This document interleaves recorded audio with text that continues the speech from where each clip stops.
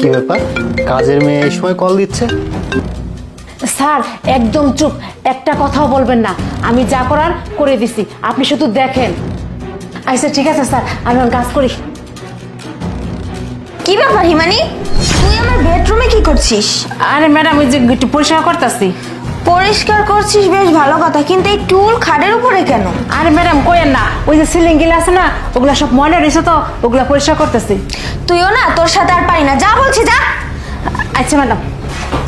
এ দাঁড়া, শোন, তোকে একদিন আমি বলে দিছি না যে আমার অনুমতি ছাড়া আমার বেডরুমে প্রবেশ করবি না, তারপর কেন আসিস? হ্যাঁ আচ্ছা ম্যাডাম, আর একদম না আমি। এ দাঁড়া, শোন, আমি যতক্ষণ না বলবো যে আমার বেডরুমে আসবি ততক্ষণ কিন্তু আসবি না। আমি যখন বলবো আমার বেডরুমে আসার কথা তখন আসবি, ঠিক আছে? মনে যেন থাকে। আচ্ছা ম্যাডাম, আচ্ছা। যত শব্দ। আমি একটু আমার জানটাকে কল দিই।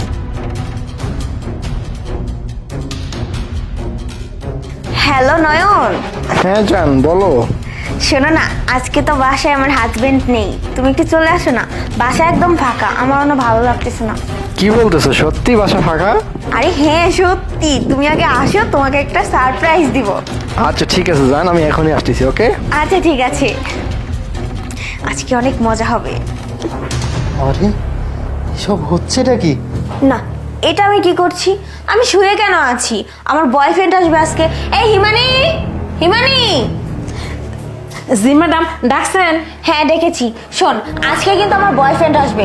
বাসায় আমার ফ্রিজে যত খাবার আছে, মানে মাছ, মাংস, চিংড়ি মাছের মালাইকারি করবি, ঠিক আছে?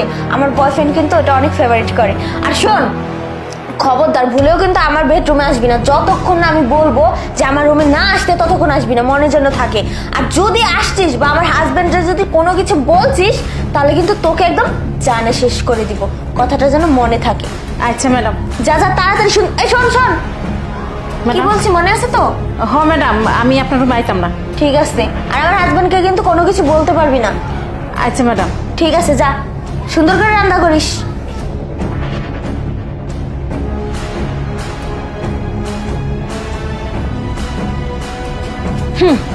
খাসির মাংস, গরুর মাংস বয়ফ্রেন্ডে খাওয়াবেন, আমার যা করার কিন্তু কইরাই দিছি।